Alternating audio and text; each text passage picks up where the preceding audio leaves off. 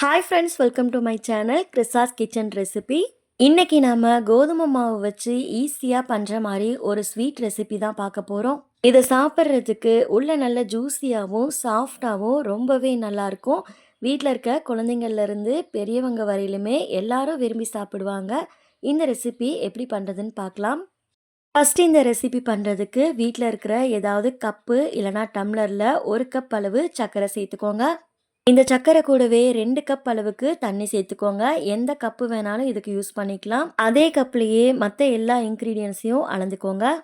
அடுப்பை ஹை ஃப்ளேமில் வச்சுட்டு சர்க்கரை முழுமையாக கரையிற அளவுக்கு கொதிக்க வச்சு எடுத்துக்கோங்க. இப்போ பாருங்க, சர்க்கரை முழுமையாக கரைஞ்சி வந்துருச்சு. இப்போ இது கூடவே 1/4 டீஸ்பூன் போல் ஏலக்காய் தூள் சேர்த்துக்கோங்க. இது பாகுபதம் வரணும்னு அவசியம் இல்லை. சர்க்கரை முழுமையாக கரைஞ்சதுக்கப்புறமா ஒரு 3 நிமிஷத்துக்கு நல்லா கொதிக்க வச்சு எடுத்துக்கோங்க. அதுக்கப்புறமா நம்ம கையில் இது போல் தொட்டு பார்த்தோம்னா பிசு பிசுன்னு இருக்கணும். இதுதான் பார்த்தீங்கன்னா கரெக்டான பதம். இப்போ ஸ்டவ் ஆஃப் பண்ணிவிடுங்க. இது ஒரு ஓரமாக இருக்கட்டும். அடுத்து ஒரு பேனில் 2 கப் அளவு பால் சேர்த்துக்கோங்க. எந்த கப்பால் நீங்கள் சர்க்கரை அளந்தீங்களோ அதே கப்பால் 2 கப் அளவு பால் சேர்த்துக்கோங்க.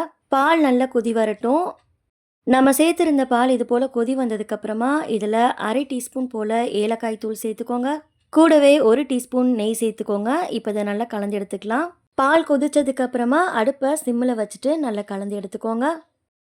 இப்போ பாருங்கள், நல்லா கலந்து விட்டாச்சு. அடுத்து இதில் 1 கப் அளவுக்கு கோதுமை மாவு சேர்த்துக்கோங்க. மாவை சேர்த்ததுக்கப்புறமா அடுப்பை லோ ஃப்ளேம்லேயே வச்சுட்டு இதை நல்லா கலந்து எடுத்துக்கோங்க. கட்டி எதுவும் ஃபார்ம் ஆகாத மாதிரி நல்லா கலந்து விட்டுக்கோங்க. இப்போ பார்க்கும்போது மாவு கொஞ்சம் லூஸாக இருக்கிற மாதிரி தெரியும். அடுப்பை குறைச்சி வச்சுட்டு நல்லா கலந்து விட்டுட்டே இருந்தீங்கன்னா கொஞ்சம் நேரத்திலேயே திக்காக ஆரம்பிச்சிடும். மாவு கொஞ்சம் திக்கானதுக்கப்புறமா இதில் 1 டீஸ்பூன் போல் நெய் சேர்த்துக்கோங்க. நெய் சேர்த்துட்டு மறுபடியும் இதை ஒரு டைம் நல்லா கலந்து விட்டுக்கோங்க. நெய் சேர்த்து நல்லா கலந்து விட்டதுக்கப்புறமா கொஞ்சம் நேரத்துலேயே எல்லா மாவும் ஒன்றா திரண்டு வர ஆரம்பிச்சிரும். இப்போ பாருங்கள், மாவு எல்லாம் திரண்டு வந்துருச்சு. இப்போ ஸ்டவ் ஆஃப் பண்ணிவிட்டு இதை ஒரு பிளேட்க்கு மாற்றிடலாம். இந்த மாவை கொஞ்சம் நேரத்துக்கு ஆற வச்சுடுங்க. இப்போ நம்ம எதுவுமே பண்ண முடியாது, ரொம்ப சூடாக இருக்கும். கை பொறுக்கிற சூடு வந்ததுக்கப்புறமா கையில் கொஞ்சமாக நெய் அப்ளை பண்ணிவிட்டு இது போல் மாவை 2லேருந்து 3 நிமிஷத்துக்கு நல்லா பிசைஞ்சு எடுத்துக்கோங்க.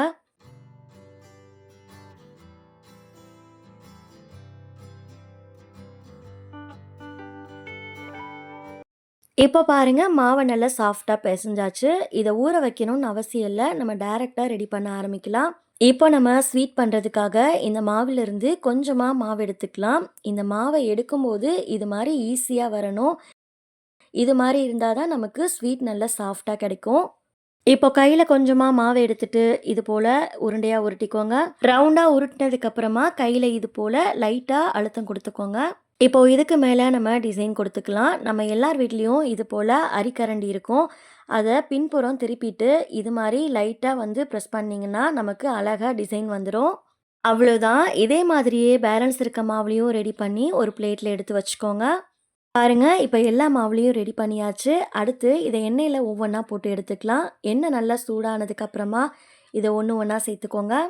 உங்ககிட்ட இருக்க கடாயோட அளவு பொறுத்து எத்தனை குவான்டிட்டி சேர்க்க முடியுமோ சேர்த்துக்கோங்க. இதை சேர்த்ததுக்கப்புறமா அடுப்பை மீடியம்லேயே வச்சுட்டு நல்லா வேக வச்சு எடுத்துக்கோங்க. அடுப்பை ஹை ஃப்ளேமில் வச்சோம் அப்படின்னா சீக்கிரமாக மேலே செவந்து வந்துடும். ஆனால் உள்ள மாவு மாதிரி இருக்கும், வேகாது.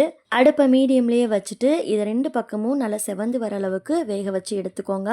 இப்போ பாருங்கள், நம்ம சேர்த்துருந்த எல்லாமே நல்ல கலர் மாதிரி வந்திருக்கு. இது மாதிரி நல்ல கலர் மாதிரி வந்ததுக்கப்புறமா நம்ம இதை வெளியில் எடுத்துடலாம்.